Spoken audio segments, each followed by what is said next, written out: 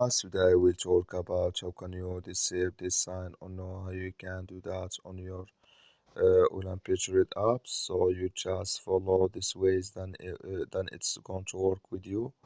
All you have to do in verse, you just go here, you go above this sign, click on it here. So then it's going to take you to this list. It's going to show for you like this here on your profile. So then you just click here on settings here, just click on it. So then it's going to take you to your settings. It's going to show for you like this. You click here on platform, just click on it. Then you come to next step here. It's going to show for you like this. You go down, you come here to strict prices here. Just click in this sign or this color.